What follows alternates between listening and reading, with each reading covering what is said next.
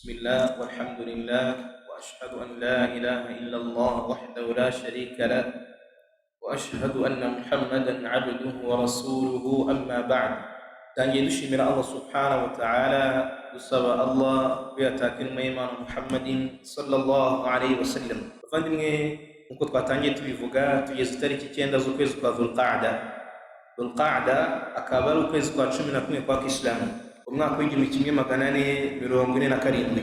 Tukaba tugiye kwibukiranya mu muhadara wacu igitabo bita Adabu al-Muslim, ikinyabupfura cy'umuyisilamu. Ngo igitabo cyacu kigiye kuganira fi janibil adab, ku ruhande kugaragaza ikinyabupfura gikwiye kuranga umuyisilamu mu buzima busanzwe. Cyanditswe n'umushekhe bita Abu Yahya Rashid Muallim Mahmud Ash-Shafi'i hafidhahullah ta'ala.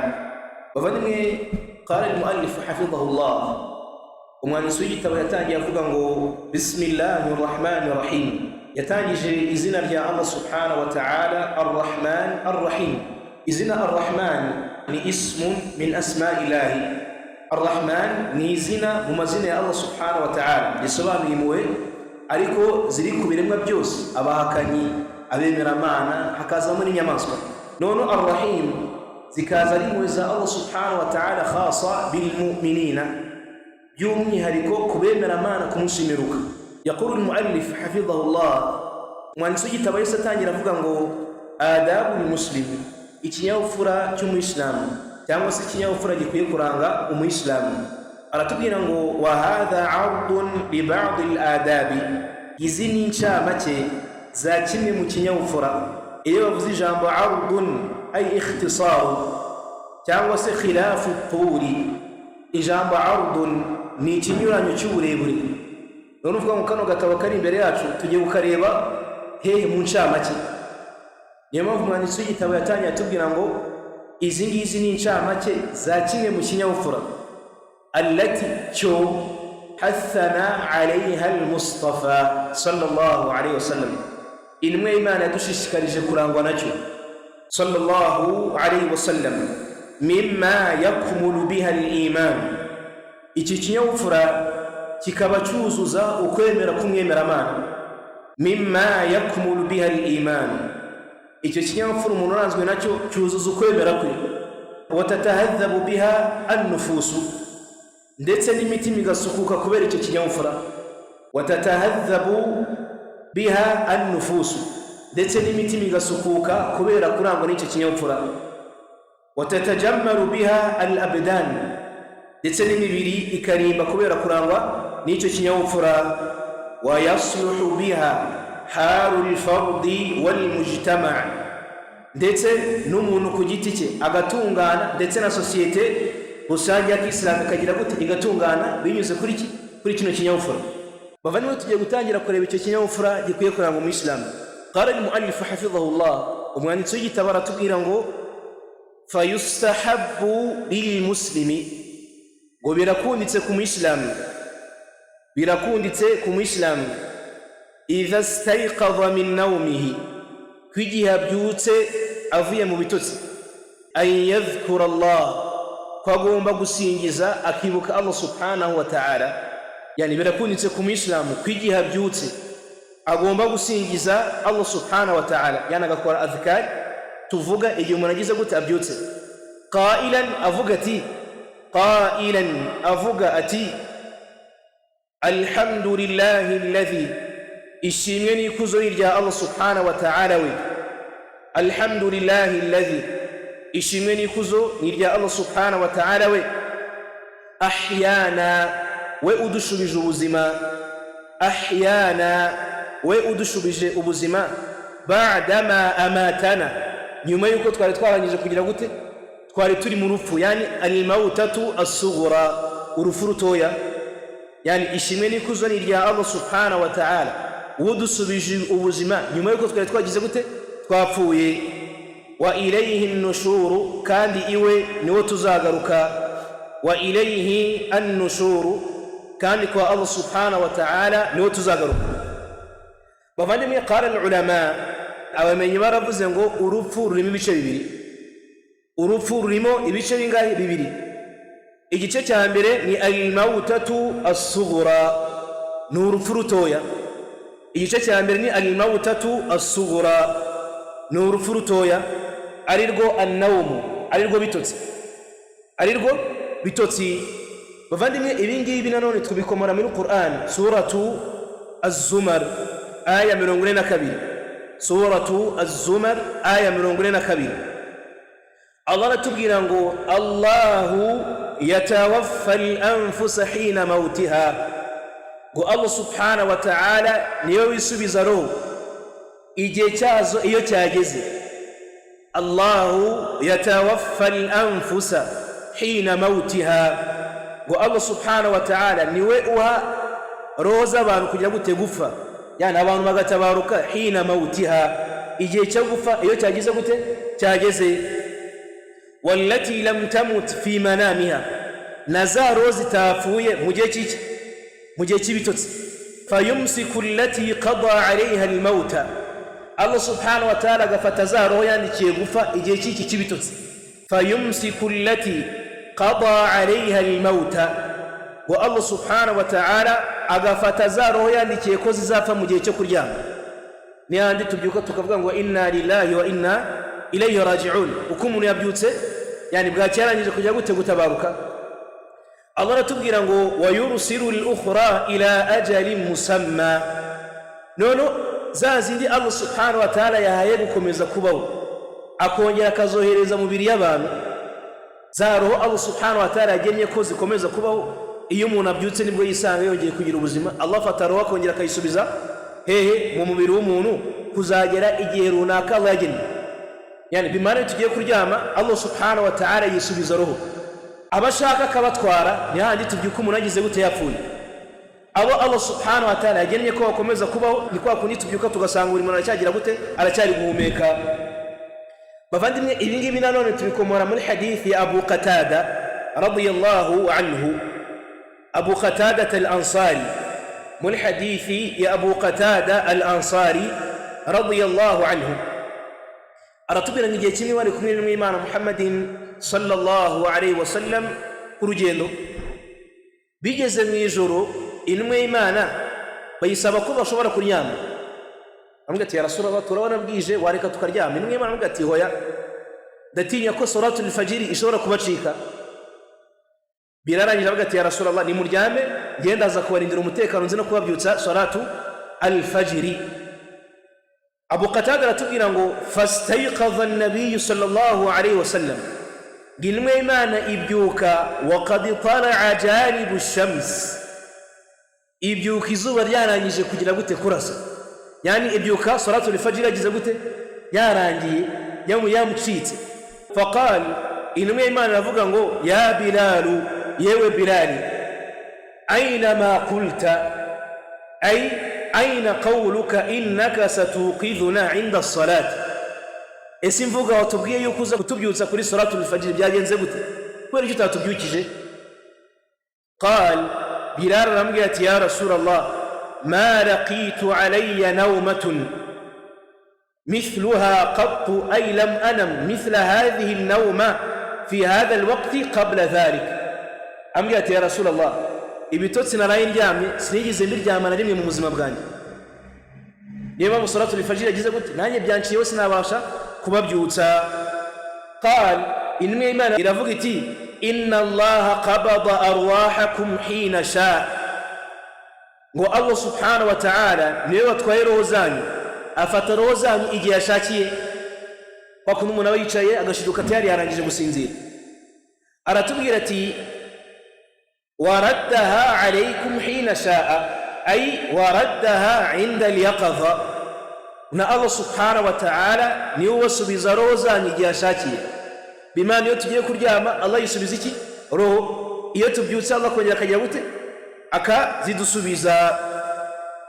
Bavandimwe twihuse, niyo mpamvu Umuyisilamu abyutse aravuga ngo alhamdulillahi alladhi ahyana, ishimwe n'ikuzo ni ibya Allah subhanahu wa ta'ala udusubije ubuzima. Kubera iki? Ba'dama amatana, kuko twari turi nyuma yuko twagize gute, twapfuye. Urupfu rugambira ahangaha ni urupfu rutoya. Arangirira avuga ngo ba'dama amatana, nyuma uko twari twapfuye urupfu rutoya. angano turangije kubona yuko urupfu rurimo ibice bibiri. Igice cya mbere ni al-mautatu as-sughra, ni urupfu rutoya ari rwo bitotsi rwa rundi dupfa twese iyo tugiye kuryama. Igice cya kabiri ni al-mautatu al-kubra, ni urupfu rukuru ari rwo rwa rundi iyo umuntu apfuye azongera kugaruka ku isi ku munsi w'imperuka. ariho Allah tubwira ngo wama kana li nafsin an tamuta illa bi idhnillahi kitaban muajjala. Allah aratubwira none mu Qur'ani suratu Ali Imran aya 145 aratubwira ngo wama kana li nafsin an tamuta, ngo kandi ntabwo umuntu ashobora gupfa illa bi idhnillahi, uretse ko apfa biri mu bushobozi bwa Allah subhanahu wa ta'ala, kandi agafa kitaban muajjala, agafa kugiye Allah subhanahu wa ta'ala yagennye. Bavandimwe twihuse baratubwira ngo wa an yaghsila kaffayhi thalatha, iyo umuyisilamu abyutse agomba koza ibiganza bye inshuro 3. wa an yaghsila kaffayhi thalathan, iyo umuyisilamu abyutse agomba koza ibiganza bye inshuro zingahe? 3. wa yastanshiqu, istinshaq huwa idkhal alma, istinshaq ni ukwinjiza amazi mu mazuru. Akwa kunitwa tugize gute turi gutawaza, iyo umuyisilamu abyutse abanza gusoma idua akoza ibiganza bye inshuro zingahe? 3. ubundi yarangiza akora icyo bita wa yastanshiqu. Istinshaq ni kwa kundi umuntu idkhal alma, yinjiza amazi mu mazuru. wa yastanthiru, yarangiza akagira gute? ikhraj alma, akayamanura kuye mu mazuru. Yani istinshaq wal istinthar ni kwa kundi umuyisilamu arabyutse muri sunna nuko abanza kwinjiza amazi mu mazuru, yarangiza kongera akayashoreza akagira gute? akayamanura, akabikora 3 inshuro 3. izi ngizi muri sunna umuntu akora agize gute? abyutse. biqawlihi sallallahu alayhi wasallam, kubera imvugo y'intumwa y'Imana ivuga iti idha stayqadha ahadukum, umwe muri mwebwe nabyuka, min manamihi wa fi riwaya min nawmihi, avuye mu bitotsi bye. umwe muri mwebwe nabyuka avuye mu bitotsi bye, falyastanthir, ijambo istinthari huwa ikhraj alma, ajya asohora amazi ye mu mazuru. Yani umuntu asohora amazi mu mazuru ko yabanje kujya gute? kuyinjizamo. Yani ajya abanza yinjiza amazi mu mazuru, narangiza agira gute? ayasohore 3 inshuro zingahe? 3. aratubwira ngo fa inna shaytana, kuko shaytan yabitu ala khayshumi ay ala anfihi, kuko shaytan baraye mu mazuru yumiye muri twebwe igihe agiye kujya gute? agiye kuryama. fa inna shaytana, kuko shaytan yabitu ala khayshumi ay ala anfihi, kuko shaytan irara mu mazuru yumwe muri twebwe igihe agiye kujya gute? kuryama. Yari murinjije amazi akongera akayasohora inshuro 3, shaytan igira gute? irahunga. bavandimwe qali ibn Qudama rahimahullah fi al-Mughni, ibn Qudama yaravuze ati wa yustahabbu, birakunditse. wa yustahabbu ni ibintu bikunditse ko umuyisilamu igihe agiye kwinjiza amazi mu mazuru no kuyasohora akoresha biyaminihi inda idkhal alma, ko akoresha ukuboko kw'indyo agiye kuzamura amazi mu mazuru, yaba ari cyagiye abyutse ndetse n'igihe ari gutawaza. aravuga ngo yustahabbu, birakunditse igihe umuyisilamu abyutse agiye kwinjiza amazi mu mazuru ko akoresha biyaminihi, ukuboko kw'indyo. none igihe agiye gusohora amazi agakoresha imoso ye, ariko kumanura iki? amazi. mathalan ndabyutse giye kugira gute? giye gukora ino sunna, ni byiza gukoresha ukuboko kw'indyo ndi kwinjiza amazi mu mazuru, ubundi ngakoresha imoso ndi kugira gute? ndi kuyamanura. imwe Imana tubwira ngo mu yindi hadith ngo idha stayqadha ahadukum, umwe muri mwebwe nabyuka. muri sunna abantu bibagiwe, idha stayqadha ahadukum, umwe muri mwebwe nabyuka, min nawmihi, avuye mu bitotsi bye, fala yaghmis yadahu fil ina'i, aramenye nakinjiza ukuboko kwe mu cyombo kirimo amazi. Yani urabyutse, bigeze mu gitondo urabyutse, ntabwo byemewe kwita ufata ukuboko kwawe mu kwinjize mu cyombo kirimo amazi. imwe Imana tubwira ngo iki?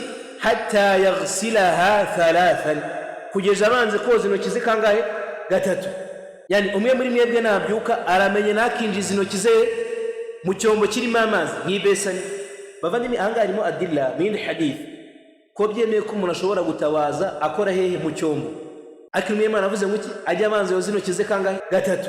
mathalan amazi arimo mu kinini cyangwa se ari mu ibesani cyangwa se ari mu kidomoro, biremeye ko umuyisilamu abanza koza intoki ze kangahe? Gatatu, yarangiza agatabaza akoreye mu cyombo.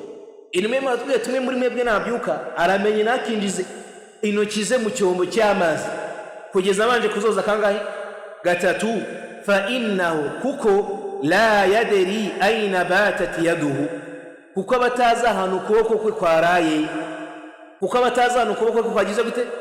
Kwaraye. Wal hadith muttafaqun alayhi, ay al-Bukhari wa Muslim.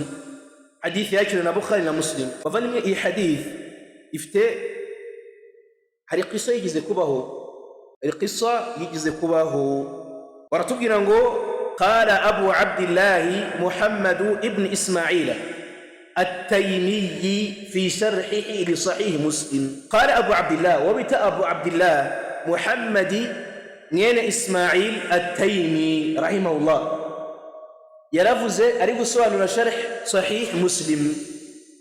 أرتبقنا قرأت في بعض الحكايات ونسمي زني مونغرو نسمي زني مونغرو أن بعض المبتدعة ko umwe mu banyabihimbano yani mu bantu babida babanyabihimbano hina sami'a qawla an-nabiy ubwo yumvaga imvugo y'intumwa y'Imana igira iti hina sami'a qawla an-nabiy ubwo yumvaga imvugo y'intumwa y'Imana Muhammadin sallallahu alayhi wasallam igira iti idha istayqadha ahadukum min nawmi umwe muri mwebwe nabyuka avuye mu bitotsi bye fala yaghmis yadahu fil ina'i hatta yaghsilaha thalathan. Uyu munyabihimbano akimara kumva iyi hadith intumwa y'Imana ivuga ngo umwe muri mwebwe igihe abyutse nakinjiza intoki ze mu cyombo cy'amazi kugeza abanje kuzoza kangahe? Gatatu. Uyu munyabihimbano yaravuze ngo yani yarabivuze ala sabili tahakkum yani mu nzira zimeze nk'aho gukerensa no gusebya iyi hadith. Aravuga ngo ana aderi aina batat yadi, ngewe nzi ahantu intoki zanjye zirara igihe ndyamye, ngewe nzi ahantu intoki zanjye zigira gute? Zirara igihe ndyamye. Wa batat fil firash, zirara ku buriri. Ari kugira gute? Yabikoze istihza, ari gukerensa iyi hadith. Bavandimwe ngo fa asbaha bukeye wa qad adkhala yadahu fi duburihi ila dhira'ihi, bukeye mu gitondo asanga ukuboko kwe kuva hano ku nkokora kugeza ku ntoki kose kuri mu kibuno, kubera gukora iki? Istihza'an, gukerensa hadithi y'Imana Muhammad sallallahu alayhi wasallam. Qala Taymi yaravuze ngo falyattaqi almar'u alistikhfafa bis-sunan, umuyisilamu ajya atinya yigengesere kuba yagira gukerensa suna zande zinwe Muhammad sallallahu alayhi wasallam. Bavandimwe twihuse turangije kubona ko biri muri sunna igihe umuyisilamu abyutse kubanza gusoma iki? Idua. Ikindi kubanza goza ibiganza inshuro 3 no kutagira iki nako kwinjiza amazi mu mazuru no kuyasohora inshuro zingahe? Akabikora 3. No kudakoza ibiganza bye mu cyombo kirimo amazi kugeza abanje kugira gute? Kugeza abanje gukaraba 3. Twakomeje ngo fa idha arada dukhul al-khala'i, none igihe umuyisilamu ashatse kwinjira mu bwiherero, fa idha arada dukhul al-khala'i, igihe umuyisilamu ashatse kwinjira mu bwiherero, qal aravuga ati bismillah, nangije izina rya Allah subhanahu wa ta'ala, bismillah, nangije izina rya Allah subhanahu wa ta'ala. Allahumma inni a'udhu bika, ya Allah mwikinzeho min al-khubuthi, kugira ngo ndinde amashayitani y'amagabo wal khaba'ith, ndetse n'amashayitani y'amagore. Ya Allah mwikinzeho ngo ndinde amashayitani y'amagabo ndetse ndinde n'amashayitani y'amagore.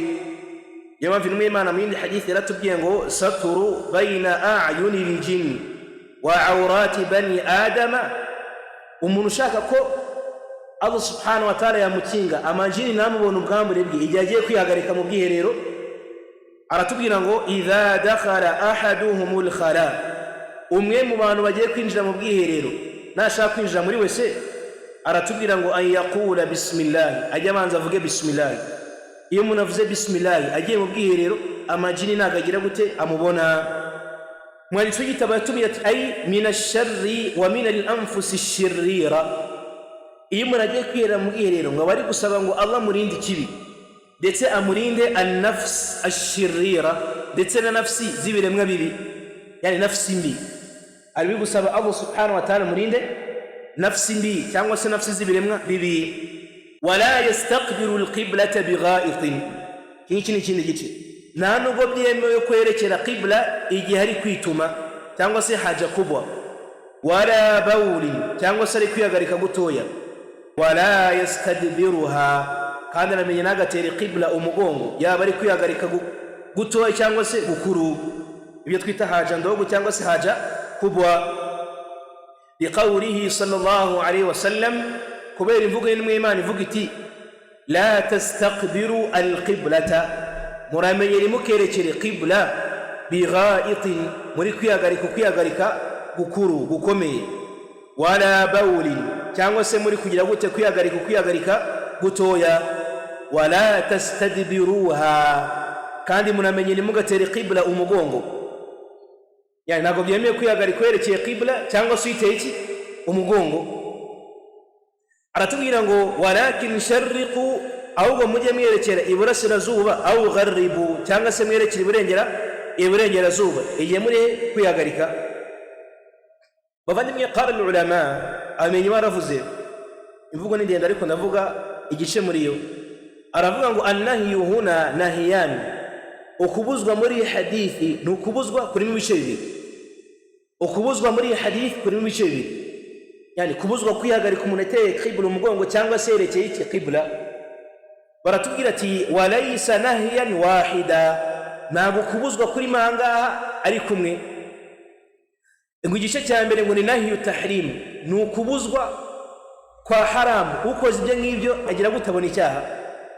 icya kabiri wa nahyu limukhalafati al-awla, ndetse no kubuzwa ikinyuranyo cy'ibintu by'ibanze, no kubuzwa ikinyuranyo cy'iby'ibanze umuntu akwiye kugira gute gukora.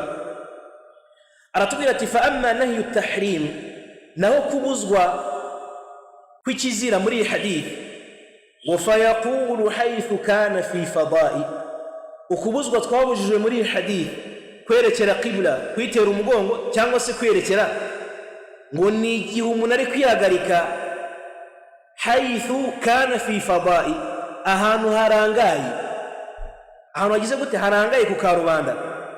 fa inna an-nahya hina idhin yakunu nahyan tahrim, ngo kubuzwa hano hantu igihe umuntu agiye kwihagarika kuba yatera umugongo qibla cyangwa se akerekera qibla, ukubuzwa ni ukubuzwa uko ari kugamiriye, ni umuntu kwihagarika ku karubanda ahantu hagize gute harangaye hatubakiye. wa alayhi yuhmaru al-hadith, ngo ni hadithi ni kimwe cyari gize gute abamenyi bayifashe bayitwara kuri kino cyerekezo. icyerekezo cy'iki ko ahantu habujijwe kwihagarika na ahantu hagize gute umuntu yerekeye qibla cyangwa yiteye umugongo, ni igihe umuntu ari kwihagarika ahantu hagize gute ku karubanda hadafunze, kubera hadithi n'Imana ituje kujya gute kwihagarika kwateye qibla umugongo cyangwa se twerekeye qibla. annahyu thani, kubuzwa kwa kabiri, ngo ni haythu kana bunyan, ngo ni kwa kubuzwa ariko kwa ahantu hagize gute hubakiye, ahantu hagize gute hubakiye, ka hadhihi almarahid walkunuf allati buniyat alana indana. nka zino wese dufite mu mazu yacu, usanga abantu bafite wese zigize gute ziri mu nzu zubakiye, abantu nizo bogeramo nizo batabarizamo. bashaka kubona ashobora kugeramo kugira ngo ni n'inzu igize gute isanzwe. abenye baratubwira ngo ahangaha iyo hubakiwe ibi ngibi ni khilafu al-awla, ni ikinyuranyo cy'ibyibanze, ariko ibi ngibi bamenye bavuze ko ntabwo ari iki, ntabwo ari haram. ahari haram ni kwa kwihagarika umuntu ateye qibla umugongo cyangwa se yerekeye qibla ahantu hagize gute harangaye. mathalan umuntu ashatse kwihagarika ari kunyura he ko kwishyamba, arangije leta hagarara arihagarika cyangwa se akora haja kubwa, hano hantu ntabwo hafunguye, ahanga ni haram, ahanga ni haram, ntabwo byemewe. ariko bavuga yuko umuntu kwihagarika nko mu bwiherero ubu ngubu bwubakiye, ibi ngibi ntabwo bigize gute, ntabwo bibujijwe, ahubwo ni khilafu al-awla, bitandukanye n'iby'ibanze kandi byiza, kubera ko byaje muri hadithi wavandimwe ya ibn Umar radiyallahu anhuma, umuhungu wa Umar ibn Khattab, aratubwira ngo annahu raqa ala bayti ukhtihi, igihe kimwe yuriye ku nzu ya mushiki we ari we Hafsa yari mushiki wa Ibn Umar nawe akaba umwana wa Umar mwene Khattabi. Hafsa nawe akaba mushiki we umwana wa Umar mwene Khattabi radiyallahu anhum. Aratubwira igihe kimwe yuriye ku nzu yo kwa Hafsa, yani inzu y'Umwimana Muhammad sallallahu alaihi wasallam.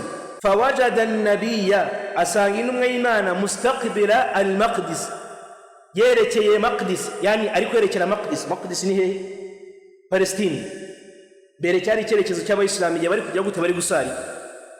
Mustadbira al-masjid al-haram, ateye umugongo umusigiti wa haram Makkah. Yaqdi hajatahu, Umwimana ari gukora iki?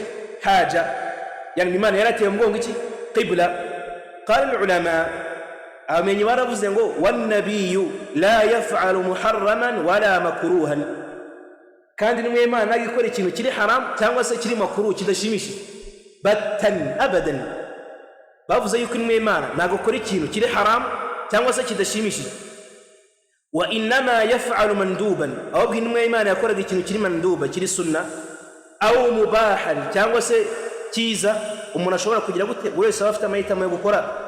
Waqad yaf'alu khilafa al-awla, ariko Umwimana ashobora gukora ikindi kintu kinyuranye n'ikiza cyane kurenza, ariko Umwimana agikora ikintu kiri haram. Bimana bivuze ngo ushobora kujya mu rugo rw'umuyisilamu ugasanga wese irubakiye yerekeye qibla cyangwa se qibla cy'umugongo. Anga bamenya bavuze ko ibingibi ntabwo byinjira fi tahrim mu byo Umwimana agize gute yabujije muri la hadith. Cyane cyane unosara ku musigiti wa Majengo muzawurebe wese ziteye qibla umugongo, yani umusigiti wawe uteye gutya, umuntu uri mu bwiherero abateye qibla ya Majengo, yani umusigiti wa Majengo qibla bayiteye iki? Umugongo. Umwimana yaravuze nanone idha bara ahadukum, umwe muri mwebwe najya kwiyagarika, idha bara ahadukum, umwe muri mwebwe najya kwiyagarika, fala yamassa dhakarahu biyaminihi, aramenye nagafata ubwambure bwe n'ukuboko kw'indyo. Umwe muri mwebwe najya kwiyagarika, fala yamassa dhakarahu biyaminihi, aramenye nagafata ubwambure bwe n'ukuboko kw'indyo. Wa idha ata al-khalaa, kandi umwe muri mwebwe naramukaje mu bwiherero yanaje kwiherera, fala yamassa biyaminihi, aramenye igihe asoje kwiherera nakihanagure akoresheje ukuboko kw'indyo.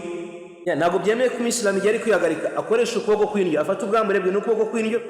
Nta nubwo byemewe yuko yihanagura akoresheje ukuboko kw'indyo, ahubwo biremewe gufatisha ubwambure ukuboko kw'imoso no kwisukuza ukuboko kw'imoso. Bavandimwe, umwanditsi w'igitabo yakomeje atubwira ngo wa mimma tajibu al-inayatu bihi, ngo kandi no mu bintu umuntu akwiye kwitaho cyane, cyangwa se no mu bintu bikwiye kwitabwaho cyane, alistinzahu min baqaya al-bawli wal-gha'id, ni umuyisilamu kwirinda biriya bisigazwa by'inkari ndetse no kugira gute n'igihe asoje kwituma akareba ko yisukuye neza.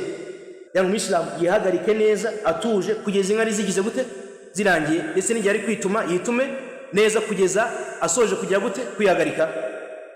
Aratubwira ati wala siyama al-bawlu, by'umwihariko yirinde icyerekeranye n'iki n'inkari, yirinde inkari kuba zamutarukiraho cyangwa se kuba yakwambara adasoje kugira gute kwihagarika ngo inkari zigire gute zishire. Wali anna kathira minan nas, kuko benshi mu bantu yatahawanu fihi, usanga kino kintu bagira gute bacyoroshya cyane. Bavandimwe, wa khataruhu azimun, n'ubuhambare bwa kino kintu umuntu kwihagarika inkari zikamutarukira, cyangwa se umuntu gusoza kwihagarika inkari zitarangiye. Ibi ngibi bifite ubuhambare buhambaye cyane. Fa fil hadith an an-nabiy, bavandimwe, yaje muri hadith y'Umwimana Muhammadin sallallahu alaihi wasallam, biturutse muri hadith y'Umwimana aravuze iti istanzihu min al-bawli, mujye mwirinda inkari, ay tatahharu, mujye mwisukura inkari igihe muri kugira gute mujye mu bwiherero cyangwa se igihe muri kwihagarika. Istanzihu min al-bawli, yani mujye mwirinda inkari igihe muri kugira gute muri kwihagarika. Fa inna ammata adhabi al-qabr minhu, aravuga ati ay aktharu ma yu'adhabu an-nas bihi fi quburihim huwa adamu al-istinja'i min bawlihim, ngo ibihano byinshi abantu babona mu mva zabo, ibihano byinshi abantu babona mu mva zabo biterwa no kutagira kutisukura neza, yani kutirinda inkari. Umwimana aravuze ngo mujye mwirinda inkari igihe muri kugira gute kwihagarika, kuko abantu benshi bahanwa mu mva zabo bitewe n'iki? bitewe n'inkari.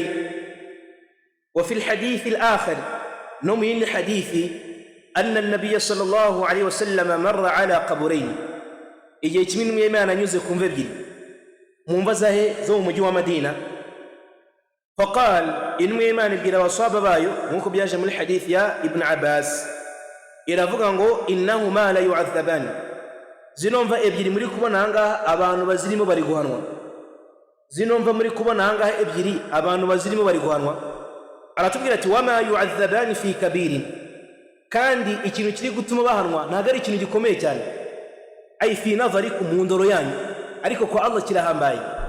Yani ikintu kiri gutuma bahanwa mu ndoro yanyu murabona ko ari ikintu cyoroheje, ariko ko Allah kigize gute kirahambaye. Amma ahaduhuma, inwe Imana aravuga ngo naho umwe muri bano bantu bari guhanwa muri zino mva, fakana la yatanazzahu min al-bawl, ntabwo yajyaga yirinda inkari igihe ari kwihagarika, ntabwo yajyaga yirinda inkari igihe ari kugira gute kwihagarika. Wa amma al-akharu, naho undi fakana yamshi bin namima, yajyaga agenda abunza amagambo ya hagati y'abantu, agakura amagambo anga akayazana hariya kugira ngo agire gute ateranye abantu bashyamirane. Qala Qatada rahimahullahu ta'ala, bavandimwe umenye bita Qatada yaratubwiye ngo dhukira lana, twabwiwe yuko anna adhab al-qabri, ko bihano byo mwumva biterwa n'impamvu eshatu. Umuyisilamu isangwa bino bintu agira gute abyirinde. Aratubwira ngo thuluthun min al-ghiba, kimwe cya gatatu giterwa no kugira gute al-ghiba, gusebanya, giterwa no kugira gute gusebanya. Wa thuluthu min an-namima, na kimwe cya gatatu kindi kigaterwa n'abantu kubunza amagambo, gukura amagambo anga bayajyana hariya. Wa thuluthu min al-bawl, na kimwe cya gatatu kindi kigaterwa n'abantu kutirinda inkari bari kwihagarika. Izi ngizi ni impamvu zituma abantu bagira gute bahanwa mu mva zabo.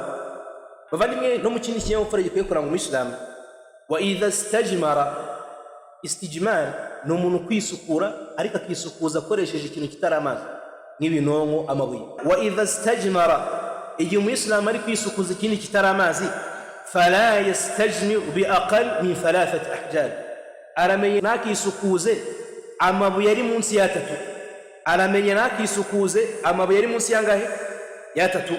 Ibn Uthaymin rahimahullah yavuze yuko kuvuga ngo amabuye 3, yavuze yuko uramutse ufite ibuye rinini rikaba rifite ibice bigera muri 3, yana akaba ari nini, biremeye kuri yisukuza inshuro 3 bikagira gute bikaba bihaniye aho ngaho. Ariko icyo twabujijwe yaratubwiye ngo ntago byemeye kwisukuza amabuye ari munsi yangahe ya 3. Yani umuntu ari kwisukuza igihe adafite amazi yisukuza ibiharwa 1, 3, 5, 7, uko adasukuka agakomeza kugira gute kwisukura. Mathalan umuntu agiye mu bwiherero, baratubwira ngo wala yastajmiru bi'azmin, nta nubwo byemeye kwisukura umuntu akoresheje amagufa. Wala yastajmir bi'azmin, nta nubwo byemeye kwisukura umuntu akoresheje amagufa. Wala rawthin, cyangwa se kwisukura umuntu akoresheje ibisheshe, icyo twita amase.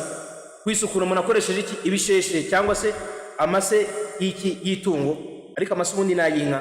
Baratubwira ngo wala yaqdi hajatahu fi ma'in da'imin la yajri, nta nubwo byemeye ko yihagarika, nta nubwo byemeye ko yihagarika fi ma'in da'imin, mu mazi ahagaze ahantu hamwe, la yajri, atagenda.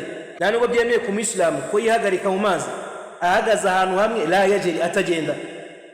Mathalan ku muntu yaza akagira gute yakwihagarika mu ibesani, cyangwa se abantu bakaba barakoze akantu k'amazi, bakunda abantu bakora shitingi y'amazi mu rugo bakazajya bashyiramo amazi. Aya mazi kuko ari daim, ahagaze ahantu hamwe atagenda, ntabwo byemeye kwihagarikamo. Ariko mathalan umuntu arimo koga nko mu nyanja cyangwa mu kivu, aya ngaya amazi yajeri aragenda, umuntu akabona yuko nta kundi ashobora gukora haja nko kwihagarikamo haja ndogo, biremeye kuba yagira gute yakwihagarikamo. Ariko kwihagarika mu mazi atagenda ahagaze ahantu hamwe, ibi ntabwo bigize gute, ntabwo byemewe. Wala fi tariqi nas, nta nubwo byemeye ku Muislamu yihagarika mu nzira abantu bacamo, nta nubwo byemeye ku Muislamu yihagarika mu nzira abantu bagira gute bacamo. Aw dhillihim, cyangwa se yihagarika mu gicucu bugamamo izuba. Aw dhillihim, cyangwa se yakwihagarika mu gicucu abantu bagira gute bugamamo izuba. Baratubwira ati fa innahu min mujibati al-la'na, umuntu ukora ibi ngibi byo kuba yakwihagarika mu nzira abantu bacamo, cyangwa se akahagarika mu nzira zabo, cyangwa se mu gicucu cyabo, ibi ngibi ni bimwe mu bitera kuba yavumwa. Ibi ngibi ni bimwe mu bitera kuba yagira gute kuba yavumwa. agahura n'iki n'imivumo yande ya Allah subhanahu wa ta'ala. Wal iyadhu billah, Allah subhanahu wa ta'ala biturinde. Yaqulu alayhi salatu wassalam, inumwe Imana yaravuze iti ittaqu al-la'inain, mutinye imivumo ingahe ibiri. ittaqu al-la'inain, mutinye imivumo ingahe ibiri. Alladhi yatakhalla fi tariqi an-nas, wa wundi wihagarika mu nzira y'abantu, wa wundi wihagarika mu nzira y'abantu. Au dhillihim, cyangwa se akihagarika mu gicucu cyabo.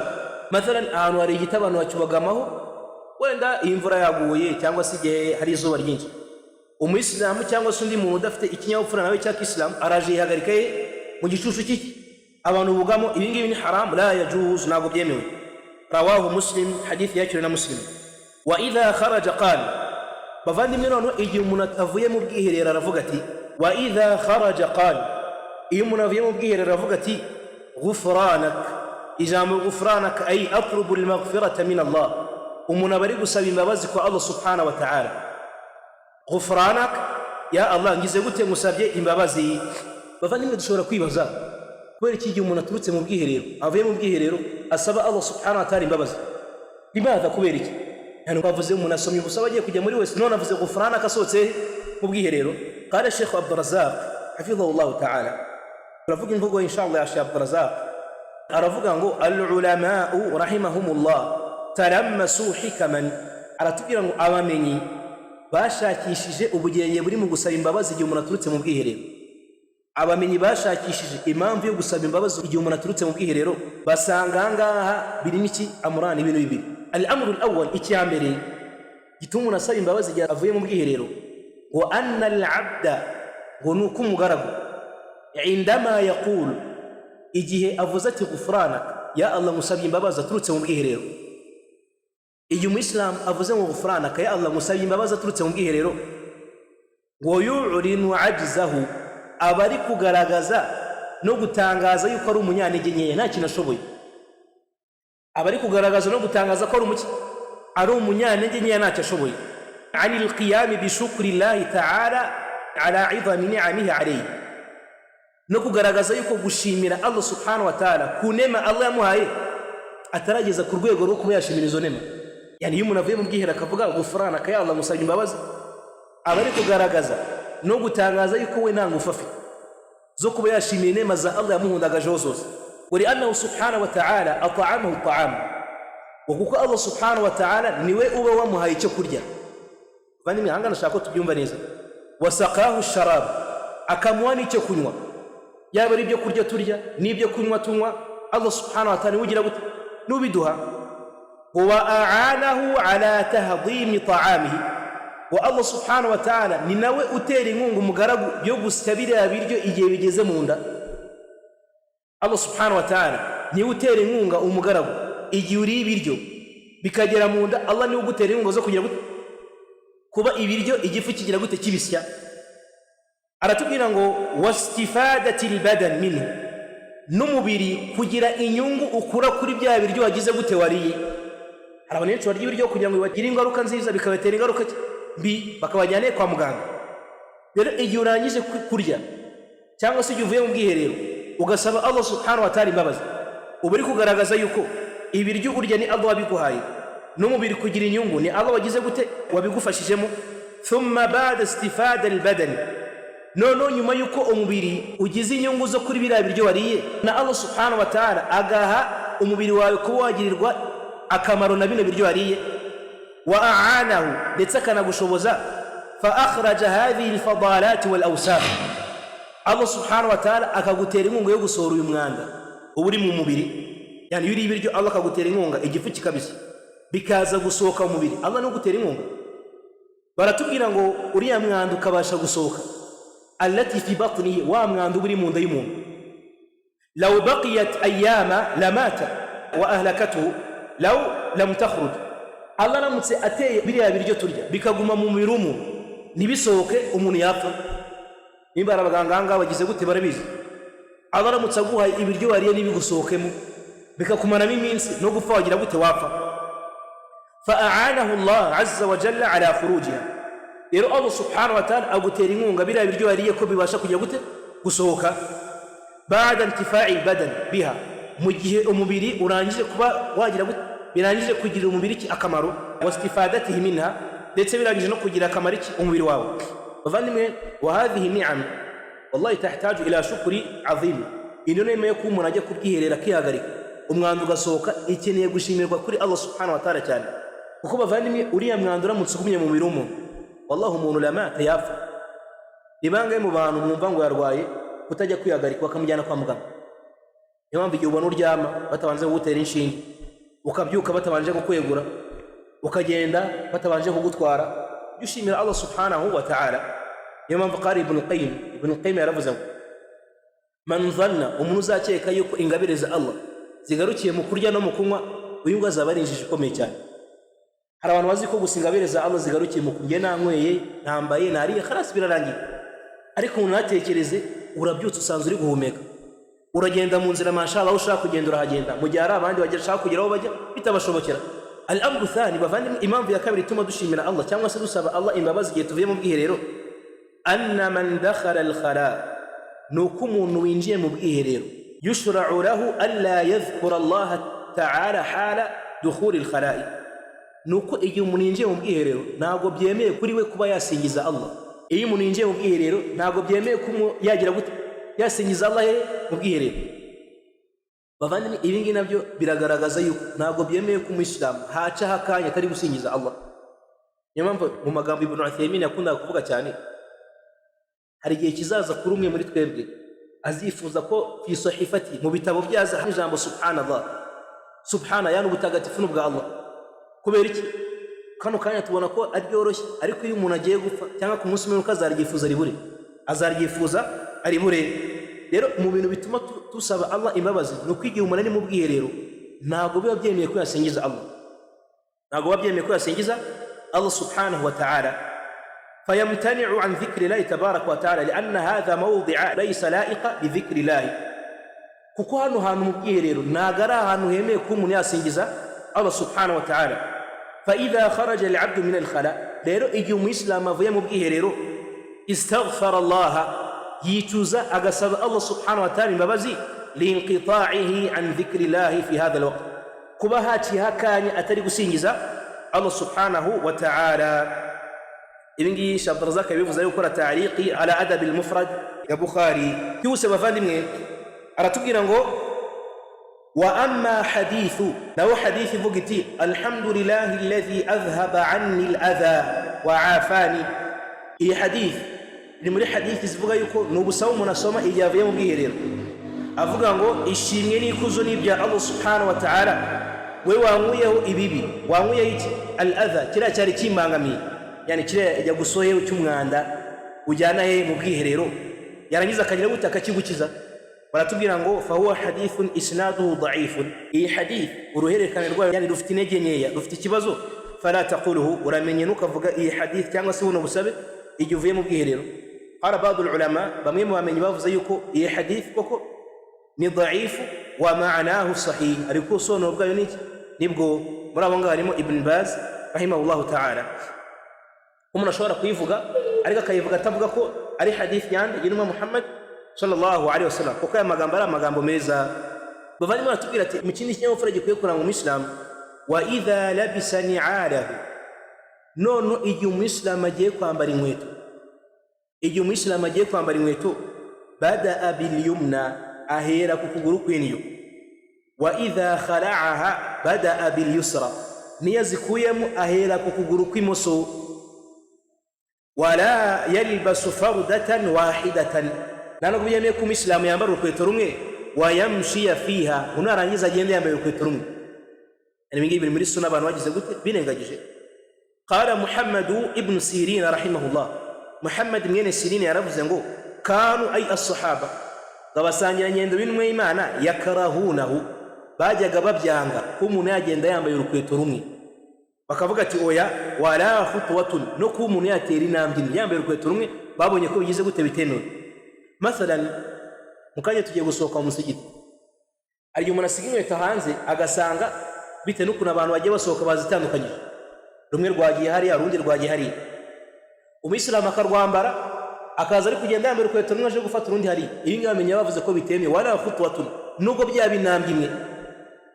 kubera ko hadith imwe Imana tubwira ngo liqawlihi sallallahu alaihi wasallam, kubera imvugo imwe Imana ivuga ngo idhan qata'a shis'u ahadikum. Bavanye shis'u ni hano dushira amano igihe twambaye inkweto ari imbere, teka mwese muhaza, yani imbere ku rukweto, niho bavuze ngo idhan qata'a shis'u ahadikum, umwe muri mwebwe hari imbere ku rukweto rwe ntihacika.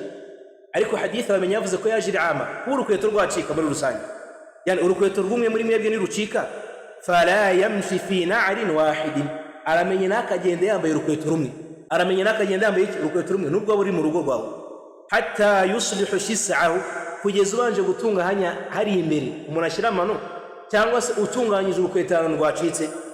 Wala yamshi fi khuffin wahidin, kandi aramenye nakagenda yambaye khuf imwe yonyine.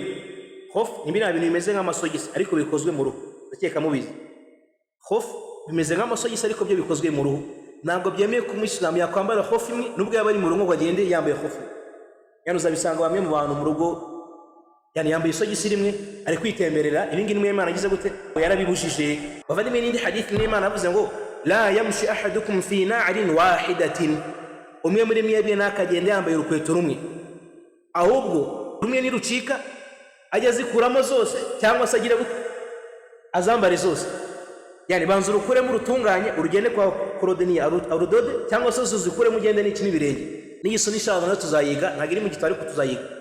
Yaje muri hadith imwe Imana ivuga yuko abasangirangendo baravuga ngo imwe Imana ajyaga idushishikariza rimwe na rimwe kugenda twambaye ibirenge rimwe na rimwe, yani ko umuntu yatembera yambaye ibirenge atambaye inkweto. Ariko Ibn Uthaymeen aravuga ngo ni byiza kubanza kubyigisha abantu. Murabibona bute imamu wanyu cyangwa se imamu w'abandi, shehe uwo ari wese, ugahora na shehe muri karitsiye yambaye ibirenge, yani shehe yasaze cyangwa majununi cyangwa bimeze bite. Ariko ni byiza kubanza kwigisha abantu iyo sunna, nk'uko muri sunna abantu bibagiwe kwinjira mu irimbi umuntu yambaye ibirenge. Ariko mathalan murebe umuyisilamu, uhuye n'umuyisilamu tugiye gushyingura ukabona kuyemo ibirenge, inkweto zinjiye mu irimbi yambaye ibirenge, byagenda gute? Ikibazo. Rero ni byiza ku muntu kubanza kubyigisha abantu kugira ngo unabikora ubone ko agize gute biri muri sunna z'intumwa Muhammad sallallahu alaihi wasallam. No mu yindi sunna Imana yabujije umuntu ayuqa'ada bayna dhilli wa shams, ko umuntu yakwicara igice kimwe kiri mu zuba ikindi kiri mu gicucu. Kandi usasanga kugera nk'ahantu ugasanga umuyisilamu yicaye ahantu igice kimwe kiri mu gicucu ikindi kiri mu zuba. Ibingi n'umwe Imana agize gute yarabibujije, imma wicare mu zuba wese cyangwa wicare mu gicucu wese. Turi kwihuta bavandimwe, fa idha kharaja min albayt, noneho igihe umuyisilamu asohotse mu rugo rwe. Iyi mvugo tugiye kureba ahangaha buri muyisilamu wese ni byiza ko yayifata mu mutwe. Buno busabe tugiye kureba ahangaha ni byiza ko umuyisilamu byashobokera yayifata mu mutwe. Aratubwira ngo fa idha kharaja min albayt, noneho igihe umuyisilamu asohotse mu rugo rwe, ugiye ku ishuri, ugiye kwa muganga, ugiye ku kazi, ugiye ku musigiti gusari, istuhibba lahu an yaqula, birakunditse kuri we kuba yavuga ati istuhibba lahu an yaqula adh-dhikra al-warida ay fi shar'i, birakunditse kuba yasoma ubusabe bwaje mu idini, kuba yasoma ubusabe bwaje, yani bwaje buturutse ku ntumwa y'Imana Muhammad sallallahu alaihi wasallam. Wa minhu, nabumwe muri ubwo busabe no bungu bukurikira. Wa minhu, nabumwe muri ubwo busabe no bungu bugira gute bukurikira. Intumwa y'Imana bavandimwe byaje muri hadith ya Salama. Salama yari umugore w'intumwa y'Imana Muhammadin sallallahu alaihi wasallam. Aravuga ngo ma kharaja an-nabiy sallallahu alaihi wasallam min bayti qattu, ntabwo intumwa y'Imana yigize isohoka mu rugo na rimwe ubwo yabaga iri kwa Salama. Ntabwo intumwa y'Imana yigize isohoka na rimwe illa rafa'a tarfahu bi basarihi wa 'aynayhi ila as-samai, uretse ko yabanzaga kuzamura amaso ye mu kirere. Yani intumwa y'Imana nta n'umunsi n'umwe yigize isohoka mu rugo rwe uretse ko yabanzaga kuzamura amaso ye mu kirere. Yarangiza akavuga ngo Allahumma, ya Allah, inni a'udhu bika an adilla aw udalla, ya Allah mwikinzeho uninde kuba nayoba cyangwa se kuba nayobwa. Yani kuba nayo impamvu yuko nasohoka nkayoba, cyangwa se akaba undi muntu wayo impamvu yuko ngira gute nyoba. Aw azilla aw uzalla, bavandimwe abamenyera tubwira ati wazalalu huwa al-uqu fi al-ma'siyah, ya Allah unaninde kuba nagwa mu cyaha binurutseho cyangwa nakigwishwa mu ndi muntu cyangwa undi muntu wakingwishamo. Aw azlima aw uzlama, ya Allah unandinde kuba nahuguza nafsi yanjye cyangwa se ko undi muntu ayi mpamvu kugira gute nihuguza au ajhala au yujhala alayya ya Allah unandinde kuba nakora ibikorwa by'ubujiji cyangwa se ngiye kuba nakorerwa ibikorwa by'ubujiji. Bavandimwe iyo umuntu asohotse mu rugo la byanga bikunza agomba guhura na bino bintu, imma kuba yayoba bimuturutseho cyangwa se hari undi muntu ushobora kuba impamvu yuko ayoba, cyangwa se kuba yagwa mu cyaha, cyangwa se ko hari undi muntu wakimugwishamo, cyangwa se kuba yahuguza, cyangwa se kuba yakwihuguza, cyangwa kuba yakorerwa ibikorwa by'ubujiji, cyangwa se kuba yaba impamvu yo kujya kubigwamo. Ibi ngibi byose umuyisilamu akwiye kubisaba ko Allah subhanahu wa ta'ala agira gute abimurinda. Iyo bisabye buno busabe n'andi umuntu usohoka umuntu akabara kwandikiye ewa n'amafaranga nyabeje wawe angahe 1,100 wowe tufa kugira gute, cyangwa ugora n'umuntu yewe ngo reka ngwanze ngurangisha kuma shaka guteka imitwe, ariko usabye buno usabe Allah agira gute arakurinda bi'idhnillahi ta'ala. Babanye turi kwihuta au yaqul cyangwa se umuyisilamu akavuga igihe agiye gusohoka mu rugo bismillahi tawakkaltu ala Allahi wala hawla wala quwwata illa billahi. Uramutse utazi ubusabe bwa mbere twavuze ubu ngo ni ngombwa kugira gute kubuvuga, cyangwa akavuga ngo bismillahi nangije izina rya Allah subhanahu wa ta'ala, tawakkaltu ala Allahi niringiye Allah subhanahu wa ta'ala, wala hawla wala quwwata kandi nani imbaraga nta n'ubushobozi mfite uretse ibyande ibya Allah subhanahu wa ta'ala. Bandimwe ijambo la hawla bimana bivuze ngo ntabwo umuntu afite ubushobozi bwo kwikura mu byaha ajya ila ta'a mukumvira Allah kereka Allah agize gute yabishatse. Nta nubwo umuntu afite ubushobozi bwo kwikura mu bintu runaka wakore ibindi kereka Allah muteye inkunga. Fa innahu yuqalu lahu, bavandimwe iyo umuntu asohotse mu rugo rwo akavuga ino duha yo gusohoka mu rugo, yuqalu lahu ay malak, umumarayika aramubwira ati kufita, Allah subhanahu wa ta'ala yagize gute yaguhagirije kuri buri kimwe icyo ari cyo cyose uza kwifuza, wawuqita kandi Allah yakurinze buri kimwe icyo ari cyo cyose, wahudita kandi Allah yarangije kukuyobora, watanaha anhu shaytanu, shaytani yarangize gahunga uyu muntu. Bavandimwe ibi ngibi niko bimeze no kwigihe ujyanye umwana ku ishuri. Mathalan uzijyanye umwana ku ishuri kandi ntabwo aramenya gusaba buno busabe, umusubirishemo, bwira umwana vuga, niba ataramenya kuvuga n'igihe agiye kuryama biremeye kuba musomera ayatul kursi n'ubundi busabe bugize gute butandukanye. Igihe yamenye kuvuga ukaba wamubwira akagira gute akabusubiramo. Fa yaqulu li shaytanin akhar, bavandimwe iyo umuyisilamu asohotse mu rugo agasoma ubusabe bwo gusohoka mu rugo, umumarayika akamubwira ati Allah yakurinze kandi yaguhagirije kuri buri kimwe kandi yarangije kukuyobora, shaytani bwira indi shaytani ngenzi yayo. Ubwo biri kureba abantu basohoka mu rugo akisohokera uko ashaka nkaho atazi ibyo agiyemo. Ngo shaytani bwira ngenzi yayo iyo usohotse mu rugo ukavuga ubusabe bwo gusohoka mu rugo, ikayibwira iti kaifa lak, ese bimeze bite kuri wowe, ese bimeze bite kuri wowe, birajurin ku muntu qad hudiya Allah subhanahu wa ta'ala yarangije kuyobora, wa kufiya kandi Allah akaba yamuhagirije, wa wuqiya Allah akaba yamurinze buri kimwe icyo ari cyo cyose kibi. Bimeze bite kuri wowe uno muntu wamutwara iki? Wa idha dakhala baytahu, bavandimwe none igihe umuyisilamu yinjiye mu rugo rwe, dhakara Allah inda dukhulihi, asingiza Allah igihe agiye kwinjira mu rugo rwe, yana agasonga ubusabe bwo kugira gute bwo kwinjira mu rugo, wa sallama ala ahlihi, yarangiza agatora salama agasuhuza abantu bo mu rugo. Uyu nguyu ni umuco wagize gute benshi mu bantu baretse, benshi mu bantu bagize gute baretse, kugeza ubu ushobora no gusanga umuntu ni mukuru agiye mu rugo rw'abantu ariko ari kwinjira nk'ari kwinjira muri wese, no muri wese habamo agiye hafite iki. Twabonye ko ari ubusabe umuntu asoma igihe yinjire mu rugo nako agiye kwinjira mu bwiherero, ariko usanga umuyisilamu aje mu rugo rw'abantu salamu alaykum wese akingura arinjira, bano usanga umugore w'abandi yambaye ubusa. Ibi bigaragaza su'ul adab, ikinyabupfura gikeya ndetse n'isoni kugira gute kugenda. Rero igihe umuyisilamu yinjiye mu rugo rwe agomba kubanza kugira gute gusingiza Allah, agasoma ubusabe bwo kwinjira mu rugo, bismillahi walajina wa bismillahi kharajina wa ala rabbina tawakkalna. Igihe asoje gusoma buno busabe, wa sallama ala ahlihi, agasuhuza abantu mu rugo, umugore we, abana be, wasta'dhana qabla dukhulihi, ndetse agasaba n'uruhushya mbere yo kwinjira. Intumwa y'Imana yavuze ngo innama ju'ila, hashyizweho gukomanga kubera iki? Kugira ngo amaso ataza kureba ibintu adakwiye kugira gute kureba. Yana pana kuza ukahita ukingura niyo mpamvu intumwa y'Imana avuze ngo umwe muri mwebwe nakomanga ajya komanga gatatu nikarangira bataramusubiza ajye agira gute ajye yigendera. Ariko ngo umuntu arakomanga agashaka kugira gute kugwishaho umuryango gatatu ukajya gute ukagenda. Ikindi intumwa y'Imana avuga ngo umwe muri mwebwe nakomanga nagahagarare hagati mu muryango ajya ajya iburyo bw'umuryango cyangwa se ibumoso kugira ngo ataza kureba mu nzu y'abandi ibyo adakwiye kujya gute kureba. Rero umuyisilamu arabanza agasoma ubusabe bwo kwinjira, yarangiza agasuhuza, agasaba uruhushya hatta la yara min maharimihi ma yakrahuhu, kugira ngo ataza kubona ku bantu be ibyo atagize gute atishimiye. Iyo mpamvu ndakeka nimba ari Hudhaifa, umwe mu bantu yaramubwiye ati ya Hudhaifa, ese ninjya no kwinjira ahantu hari mama wanjye manza nkomanga? Aramubwira ati naam, uyu banza ukomange utazabona ibintu twishimiye kuri mama wawe.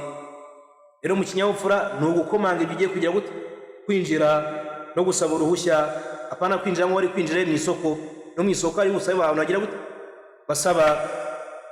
Bavanye twihuse, an Jabir ibn Abdullah radiyallahu anhuma qala, biturutse kwa Jabir mwene Abdullah yaravuze ati sami'tu an-nabiy sallallahu alayhi wa sallam yaqul, numvise intumwa y'Imana ivuga iti idha dakhala ar-rajulu baytahu, igihe umuntu yinjiye mu rugo rwe, yani uvuye ahantu ku kazi, uvuye ku musigiti, uvuye he, igihe umuntu yinjiye mu rugo rwe, fadhakara Allah ta'ala inda dukhulihi, yarangiza agasingiza Allah, agasoma ubusabe bwo kwinjira mu rugo, wa inda ta'ami, ndetse akanasoma ubusabe igihe agiye kurya.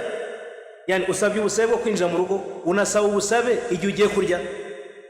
Baratubwira ngo qala shaytanu, shaytani iravuga iti, iri kubwira izindi shaytani, la mabita lakum wala ashaa, igitabanitsemo isha amakosa, wala ashaa. Shaytani ibwira izindi shaytani ikayibwira iti la mabita lakum, uyu munsi ntago muza kubona ahantu muza kurara, wala ashaa, nta nubwo muza kubona icyo kurya mw'ijoro. Aratubwira ati wa idha dakhala falam yadhkuri llaha ta'ala inda dukhuli, nono igihe umuyisilamu yinjiye mu rugo yarangiza nasingize Allah, nasoma ubusabe bwo kwinjira mu rugo, qala shaytanu, shaytani iravuga iri kubwira izindi nyenzi zazo, adaraktumul mabita, mwabonyeho kuza kurara rino joro. Wa idha lam yadhkuri llaha ta'ala inda ta'amihi, nono igihe adasingije Allah igihe cyo kurya, winjiye mu rugo ntabwo usomye ido yo kwinjira mu rugo, nta nubwo usomye uvuye bismillah igihe ugiye kurya.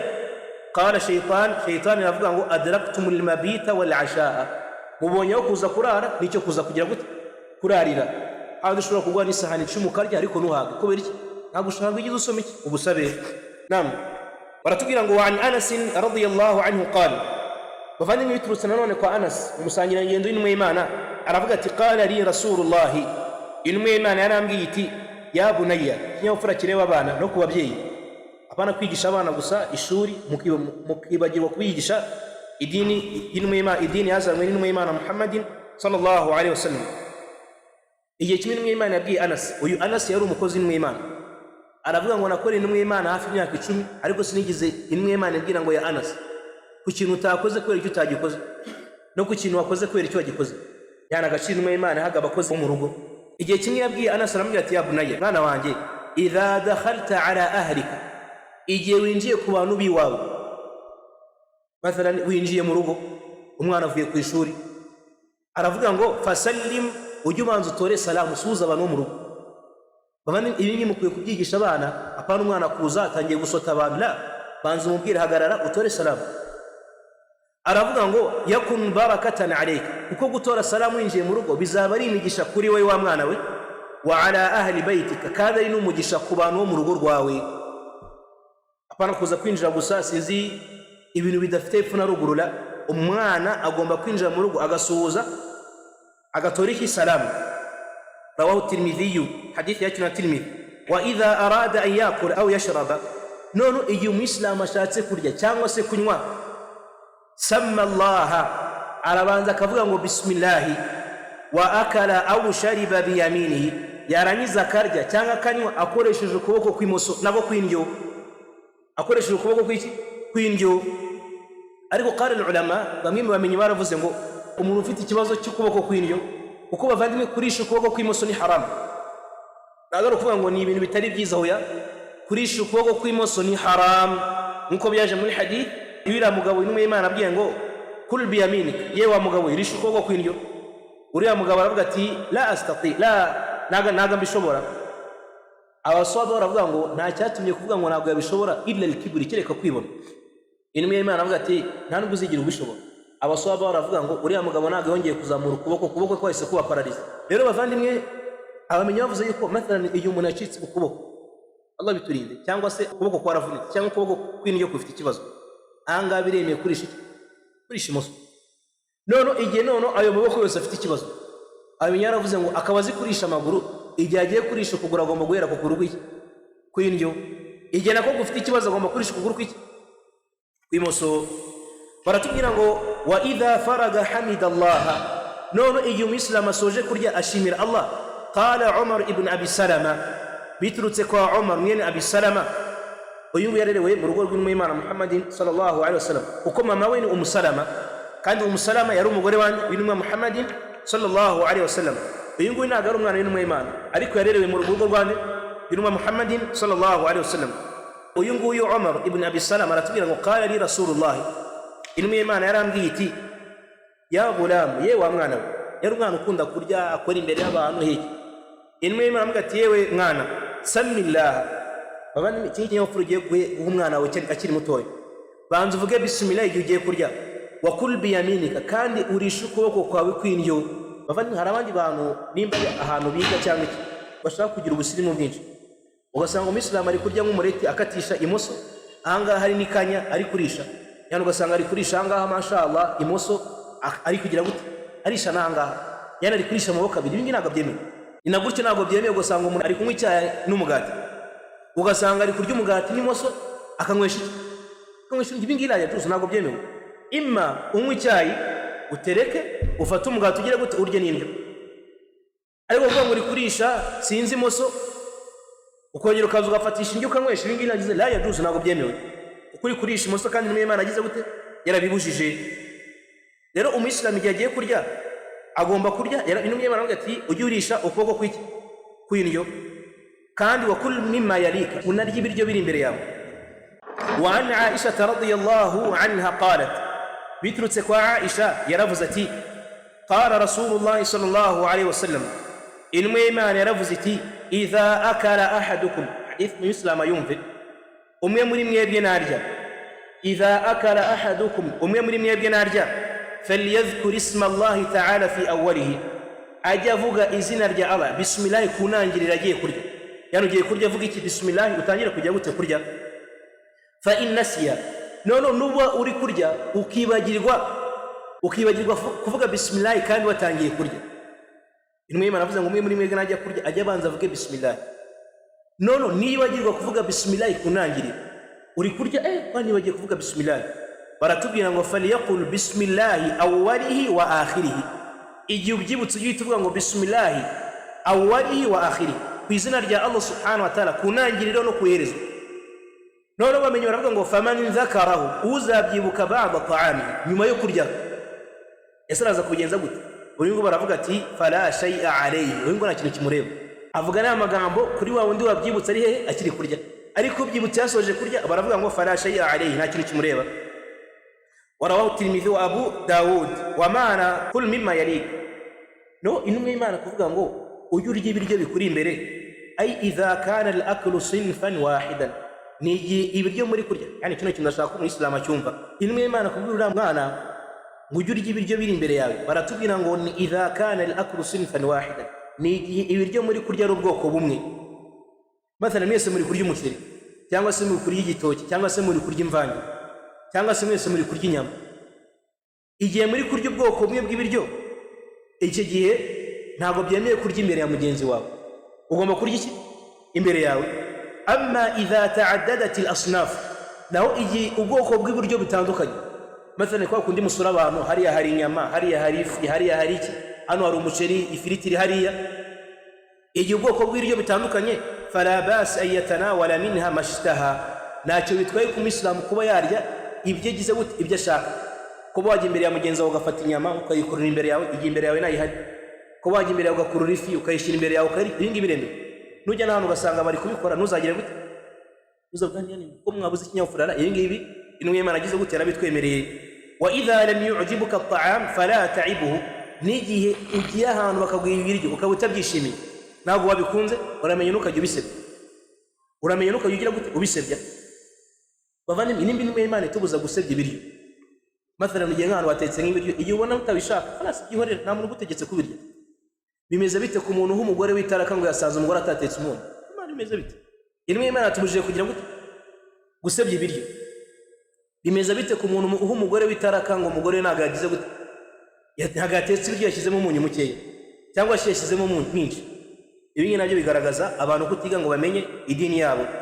Bavandimwe, mu yindi suna yibagiranye harimo intumwa y'Imana yaravuze ngo, byaje muri hadith ngo kana nabi sallallahu alaihi wasallam yakulu bi thalathati asabi', intumwa y'Imana ajya agirisha intoki ze zingahe? Eshatu. Ibi ni biri muri suna yibagiranye. Intoki eshatu zigambiriwe ni izi ngizi, yani intumwa y'Imana ajya agirisha z'intoki zingahe? Eshatu. Yarangiza ikanazikomba isoje kugira gute? Isoje kurya. Uko utangiye ukabikora gake gakeya ugira ngo ukabimenyera. Intumwa y'Imana yarishaga intoki ze zingahe? Eshatu, yarangiza ikanazikomba. Yani biri muri suna gukomba intoki igihe umuntu asoje kugira gute? Asoje kurya. Nta nubwo gukomba intoki bigaragaza ko umuntu atahazi. Kandi abayisilamu sura kubera kutiga idini yabo, kubera kutayimenya, wenda igihe ahantu bagoye ibiryo utangiye gukomba isahani, abantu batangira kuryana inzara, reba shehe waza mu rugo atajya arya. Yani abantu bakubona ko ari ibintu biri karibu, yani bishyashya cyane, ariko ibyo ngibyo bigize gute? Biremewe.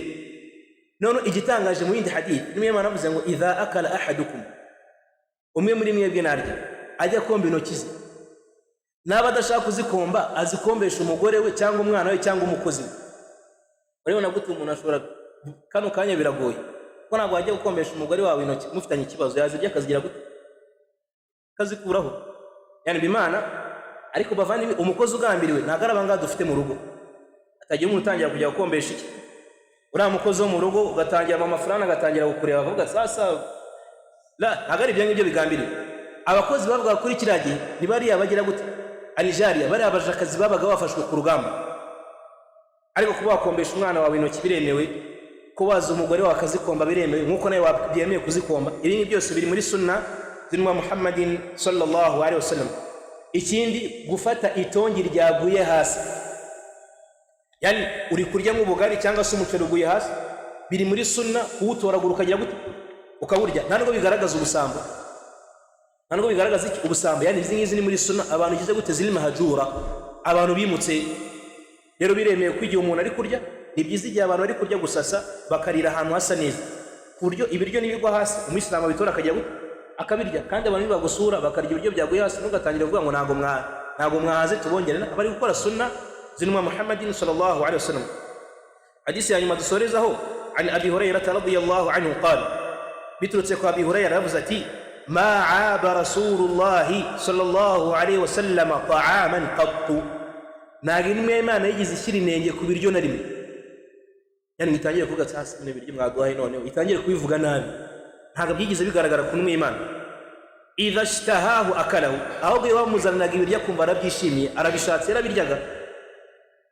Wa illa tarakahu, cyangwa se akagira gute? Akabireka. Yani intumwa y'Imana bamuzaniraga ibiryo akumva arabyishimiye, arabikunze, arabiryaga. Niyo atabishaka akagira gute? Tarakahu, yarabirekaga. Ariko twe kano kanyo abantu baragusura, basuye umuvandimwe wabo, abahaye ibiryo, aho kugira ngo nimba utabishaka byihorere, apana kuguha ibiryo ukajyanza ugatangira kujya kuvuga amagambo. Ibi bigaragaza abavandimwe abayisilamu kubera kugira gute? Benshi muri bo kugira gute? Kubura umuco w'isoni. W'abantu barakwakiriye bakwishimiye, utangiye kugenda birasa bari kunyakiriza wari wabonaga ko ngewe. Bavandimwe, turasoreza ngaha mu wundi muco abantu bagize gute? Baretse, nkuko byaje muri mvuga ya Sufyan Thawri.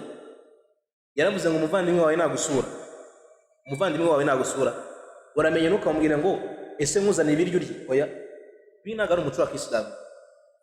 Ahubwo ujye umuzanira ibiryo, fa in akalahu, nabirya alhamdulillah, natabirya ujye ugira gute? Ujye ubisubizayo. No mu wundi muco mubi Ibn Uthaymin yavuze, ni umuntu kugusura ukamwakira mashallah, igihe muri kurya ugatangira kumubwira ati bana ibiciro bisigaye byarazamutse ku masoko, cyangwa se umuntu akaba ari kugaburira inyama, shehe muri iyi minsi ntabwo biba byoroshye kurya, cyangwa umuntu agatangira kugusomera, shehe uyu munsi ugomba kurya akanyama kamwe, wana ibiciro byarazamutse. Cyane umuntu akajya gupaka, n'igihe uri kurya utangira gucika ingufu. Sasa igihe umuyisilamu agusuye muha ibiryo, no mu muco w'abayisilamu benshi babuze ibintu byo kwakira ikaramu dayif, kwakira abashyitsi. kuri kano kanya ujya gusura umuyisilamu mugenzi wawe akagusura nta n'ugufashe n'amazi ngo umuhanywe nta n'icyayi nta n'umugati. Ibi ngibi ntabwo ari umuco w'abeza bagize gute batubanjirije. Inshallah reka dusoreze aha ngaha, tuzakomeza igitabo cyacu umunsi Allah yongeye kuduhuza. Wallahu ta'ala a'lam. Subhanaka Allahumma wa bihamdika ashhadu an la ilaha illa anta nastaghfiruka wa natubu ilayk. Assalamu alaykum wa rahmatullahi wa barakatuh.